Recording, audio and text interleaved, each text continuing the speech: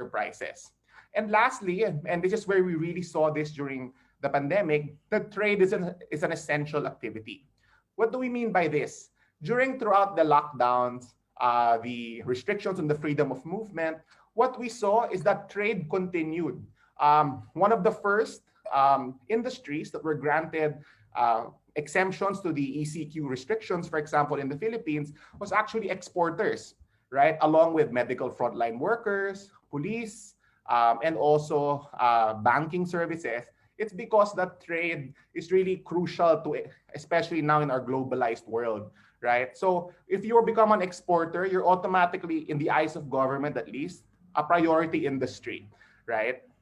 So let's move on to the first no, which is what is the market size out there?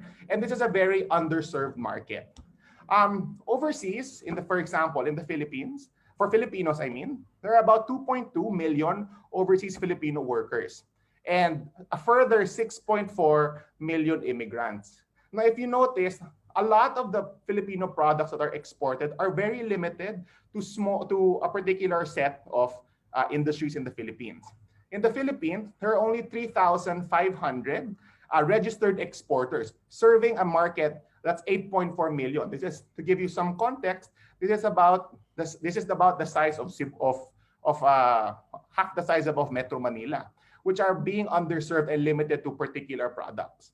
But if you move beyond that, if you look at what we call countries of affinity, so these are immigrants who are Asian or Southeast Asian who share similar tastes, similar culture, similar profile. There's about 20 or so million immigrants all over the world that you automatically have an affinity for. So for example, if we have abaca products, it's something Southeast Asian immigrants would know automatically about.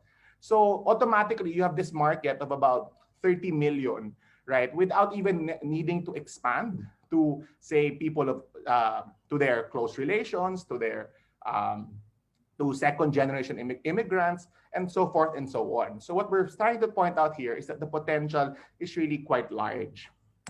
So many people ask us, when you say export, who do you export to?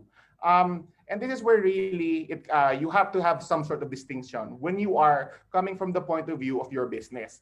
When you are thinking of exporting your product, who do you want to sell to? So in the world of exporting, there are four types of export markets. One is the B2B distribution, where you sell to particular wholesalers and retailers. So think of it like you're selling to the actual store. So in the United States, if you're familiar, you're selling to Costco, Walmart. And then there's the B2C. So these are the e-commerce websites. So think like players like Amazon, Alibaba,